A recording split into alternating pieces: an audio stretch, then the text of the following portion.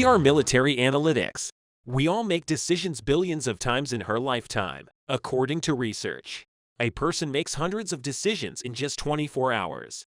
Many decisions, such as what to eat, what to do, the road to take, the seat to sit in, are easily made by the human brain. But not all decisions are that easy. The more difficult the situation, the more difficult it can be to make the decisions. The decisions of one soldier can affect the lives of millions. The decisions taken by soldiers in the Russian army surprised everyone. However, the person who was most surprised by this decision was Russian President Vladimir Putin. Putin is allegedly very angry about this decision. So what exactly is happening on the battlefield? What was the last decision of the Russian soldiers? The decisions of Russian soldiers have been the talk of the world for a long time because Russian soldiers are making decisions that affect the course of this war. Russian soldiers are trying to surrender to the Ukrainian army or to revolt within the army. Thousands of Russian soldiers have left the army. The surrender of Russian soldiers to the Ukrainian army is one of the most interesting events in this war. Ukrainian government made many efforts to get Russian soldiers to surrender. These efforts paid off and Russian soldiers started to surrender en masse. But the story of the Russian soldiers who surrendered today was extraordinary. Soldiers in the Russian army had been thinking about surrendering for a long time. 3 friends in the mechanized tanker started talking about it among themselves. The soldiers knew about the Ukrainian government's I Want to Live project. As you know, this project is designed to facilitate the surrender of Russian soldiers to the Ukrainian army. Through this project, the Ukrainian army communicates with Russian soldiers. A safe plan is prepared for Russian soldiers who want to surrender. It is known that thousands of Russian soldiers have surrendered thanks to this site. This project is attracting a lot of attention from international organizations. This move by the Ukrainian government has completely changed the course of this war. Ukrainian President Zelensky is influencing world history by implementing such innovative projects. Zelensky's strategic intelligence and innovative ideas are influencing the course of this war. Because of this project, interest in Zelensky increased even more. Zelensky's project also affected the soldiers in the tank unit of the Russian army. The soldiers called the I Want to Live hotline to surrender, but these soldiers said something very important on the phone. The soldiers said that they would do their best to end this war as soon as possible, and that they were waiting for instructions from the Ukrainian authorities. Secret talks between Ukrainian authorities and Russian soldiers continued for some time. Russian soldiers tried not to take an active part in any conflict during this period. They often called in sick and did not leave the unit. In the meantime, the soldiers tried to learn more about Russia's offensive plans. In the meantime, they made a very important plan. After sharing this plan with Ukrainian officials, they took action. They were all very excited. They gathered their courage and started to implement their plan. Soldiers loaded many weapons and bulbs into 3 tanks in the unit's warehouse. Russian tanks were assigned to patrol around the trenches using these tanks. The Russian soldiers started patrolling around the Russian trenches, but then the soldiers started to drive away quickly. The Russian commanders could not understand what happened. Soon, the Russian tanks moved out of sight and reached the Ukrainian army. Russian soldiers got out of the tank and surrendered to the Ukrainian army. This is how the Russian tanks ended up in the hands of the Ukrainian army. The Ukrainian army has also placed the weapons inside these tanks in storage. These tanks and weapons will be used against the Russian army. The surrendered Russian soldiers were first taken to a rest area. Then they were given hot food and clean clothes. The beds were prepared for them to sleep and rest. The Russian soldiers felt very lucky to surrender. So why did the Russian soldiers hijack the tanks and surrender? Russian soldiers know that the Russian army must withdraw in order to end this war as soon as possible. Because this war is going on right now on Ukrainian territory. Ukrainian people want the Russian army to withdraw from this region in order to gain their independence. This war will continue until the Russian army withdraws from the occupied cities. Russian soldiers wanted to withdraw from the cities. However, Russian commanders do not respond to this request because Putin gives strict instructions to occupy these cities. But Russian soldiers do not want to die because of Putin's political goals. On the other hand, there are many problems in the Russian army. There are 22 republics in the Russian Federation. People of many ethnicities and religious beliefs live in these regions. So the soldiers in the Russian army are also of many different races and religious beliefs. Due to the high level of racism in Russia, there are also a crisis within the Russian army. Russian commanders are very harsh towards minorities. This makes the minorities serving the Russian army even more angry. The soldiers who surrendered tanks to the Ukrainian army were also very angry about the divisive attitudes in the army. These soldiers decided to hand over the weapons of the Russian army to the Ukrainian army. In this way, it is thought that the Ukrainian army will be more likely to win this war. Russia's heavy defeat in this war is expected to have many consequences. But the most important of these consequences is the possibility of the collapse of the Russian Federation. According to experts, if the Russian army loses this war, the Russian Federation could collapse. Many countries of the Russian Federation are demanding independence. If Putin loses this war, it is thought that the demands for the independence in Russia will increase. As a result of this process, Russia could fall apart, especially in regions like Chechnya and Bashkortostan. The demands for independence are very strong. If the Ukrainian army wins this war, these regions could also gain their independence from Russia. The soldiers who handed over the Russian tanks to the Ukrainian army heeded these warnings of experts. Russian soldiers did this for their cities to gain independence and for Russia to get rid of Putin. Anti-Putin sentiment in Russia is growing every day. On the other hand, the number of soldiers surrendering in this way in the Russian army is increasing. Russian soldiers managed to surrender en masse. Putin has sent orders to commanders to prevent Russian soldiers from surrendering, but this order is useless. All Russian soldiers want this war to end as soon as possible. This may also affect Putin's policies. The tension and clashes of the Ukraine-Russian war increased a lot, especially before the spring period. The war strategy of Kiev has hampered the invasion plans of the Russians in recent days. The attention in the Donbas region, where the hottest clashes of the war took place, surprisingly shifted towards Crimea and its surroundings this week. In fact, Crimea, the key strategic center of this war, is seen as the place where disputes between Ukraine and Russia will be resolved. For this reason, what happened in Crimea, the heart of the war, is always quite remarkable. Missile and kamikaze drone attacks by Russia on Ukraine's infrastructure facilities and civilian settlements mostly come from the Crimea and the Russian Black Sea Fleet. The notables of the Ukrainian army have been able to anticipate the attacks from the Black Sea so far, and the Ukrainians have directed their offensive operations towards Russian targets in the Crimea and the Black Sea.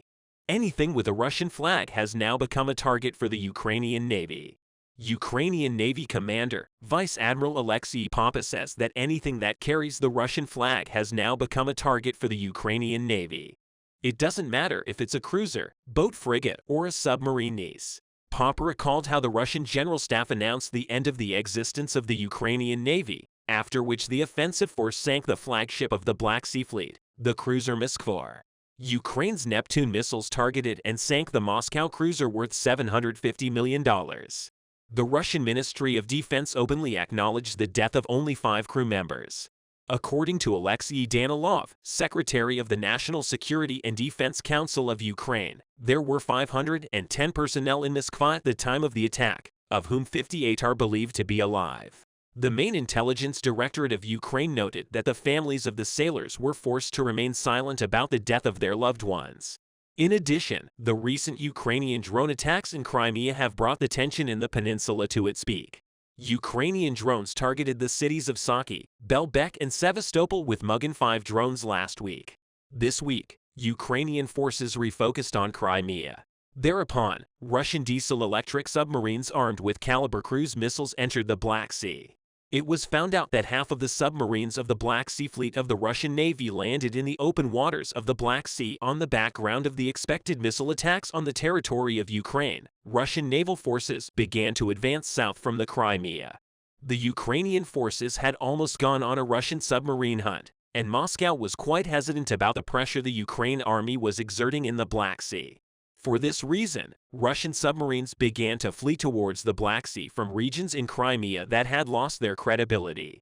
The possible airstrikes of the Ukrainian army pushed the Russians to take such measures. According to a set of assumptions, Russian submarines and landing craft are moving both in the direction of the Russian Navy base in Sevastopol and in the direction of the Ukrainian coast.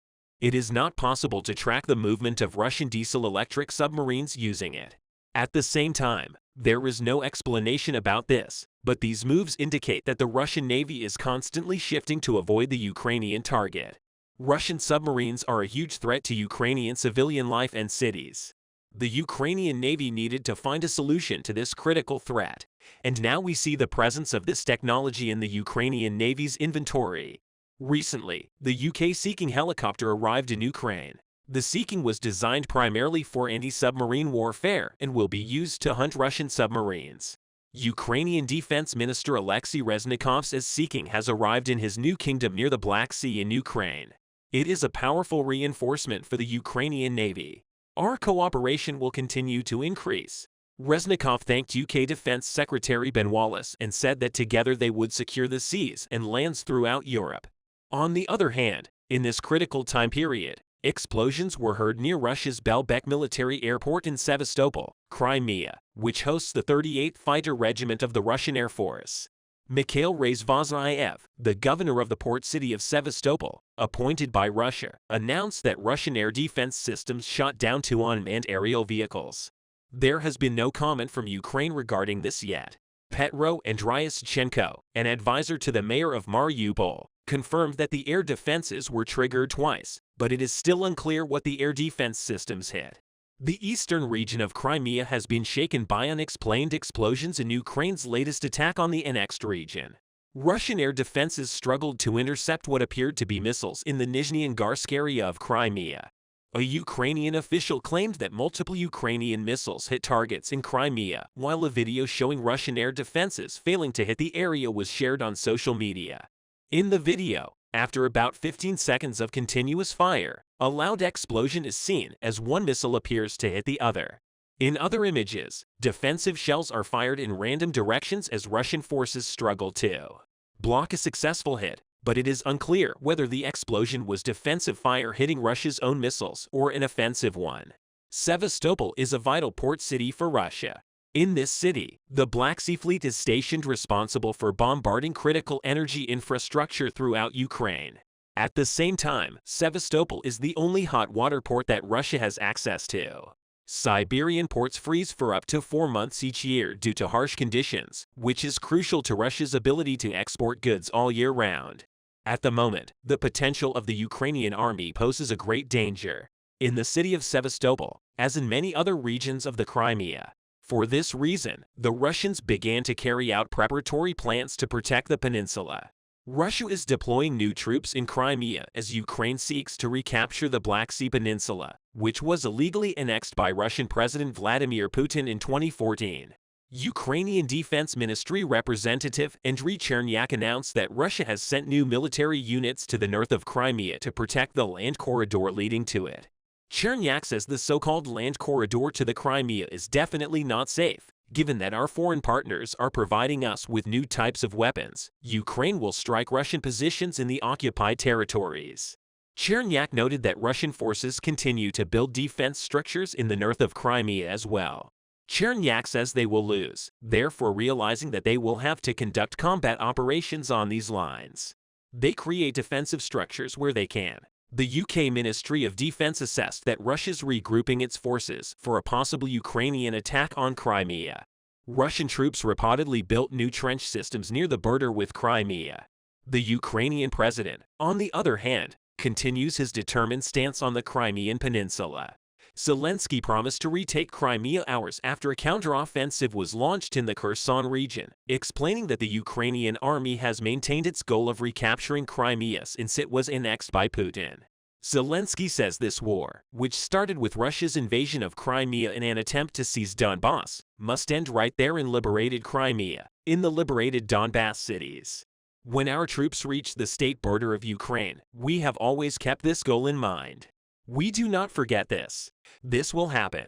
This is ours. I want the invaders to understand, just as our society understands, there will be no place for them on the territory of Ukraine. The invaders should know that we will deport them to the border. Our border has not changed. The invaders know this well. In the coming days, we will see how effective such aid to the Ukrainian army will be, both in Crimea and in other regions of Ukraine. But there is a fact that should not be overlooked in this regard. Military and financial support to the Ukrainian army is essential to prevent the Russian invasion of Ukraine sooner than planned. Otherwise, it seems very unlikely that Ukraine will continue this war for a very long time. First of all, in the southern part of the Luhansk region, there have been some confirmations that the Ukrainians have created additional attack groups assaulted all Russian positions around Dniprovo and are about to breach this last line of defense and start storming Kremenna. Last time I told you that the Ukrainians had gained significant access to the Russian main Svatov criminal defense line and even started assaulting 3 settlements on this line simultaneously: Olelkovich, Chervona Popovka. And I told you that the next logical step would be to take Pleskanka and Dniprovo, which would finally open access to the 2 main strongholds north of the Siversky Donets River, Svatov and Kremenna. And this is exactly what the Ukrainians decided to do, starting with Dniprovo. 4 days ago, Russian sources increasingly started reporting about the increased concentration of Ukrainian troops in the region, in particular in Yampol and Torsky. They reported that the Ukrainians have reinforced this region with formations of several airborne brigades and also noted significant deliveries of mortar and artillery shells. Russian analysts concluded that the Ukrainians were preparing for a large-scale attack on Dniprovo with the aim of further access to Kremenna. 2 days ago, their forecast was proven right because the Ukrainians launched their offensive operation and assaulted Russian positions to the north of Dniprovo to provide air support to ground troops. The Ukrainians engaged tactical aircraft Su-27 and MiG-29 from the airfield in northern Ukraine. After significantly reducing the area of Russian control around Dniprovo, the fights became positional, with local checkpoints, often changing hands several times per day. That is why the Ukrainians opened a second line of attack from the south to double the pressure on Russian forces in order to ensure that the Russians could not keep up with the intensity the Ukrainians needed to act quickly, which is why they prepared additional pontoon bridges in the area of Serebryanka and transported a lot of troops in a very short period of time. As a result, some sources indicate that the Russians lost almost all control over the forest, while other sources even suggest that the Russians left Dniprovo. When it comes to official updates, the Ukrainian head of the Luhansk region recently stated that decrease in temperatures have produced conditions conducive to fighting and that Ukrainian forces are currently a few kilometers away from reaching Kremenna. But the dense mine concentrations in the area are slowing Ukrainian advances. The statement is vague, but it clearly indicates that the Ukrainians were waiting for the temperature to drop to conduct an offensive. And it seems like so far everything has gone according to plan.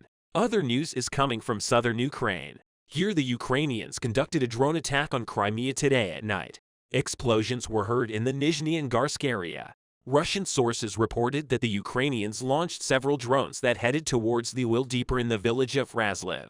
Russian sources claimed that 5 drones were shot down near the border and that out of 2 that were left, 1 was shot down right above the oil depot and 1 near the thermal power plant. However, the video showed that there were 2 drones near the depot. So there is an inconsistency between the facts and the narrative. The attack of drones on the oil depot in Nizhny-Angarsk was confirmed by Ukrainian military journalists, although no comments were given on the success of this operation. Judging by the lack of footage of large fires, it seems like the targets were not damaged.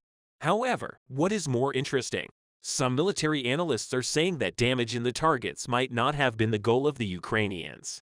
The main point is that the Ukrainians are using very cheap Chinese drones that cost maximum $10,000. In contrast, each rocket that shoots down the drones costs up to $200,000. So by conducting this massive drone attacks on Crimea, the Ukrainians may be cheaply achieving higher-order objectives. Firstly, the Ukrainians are forcing the Russians to spend their air defense missiles. Secondly, they increase the strain on Russian defense budget even more. And thirdly, they create a very precise map of Russian air defense coverage of Crimea and evaluate how well it works. And in the long run, this introduces even more dangerous the Russian bases in Crimea.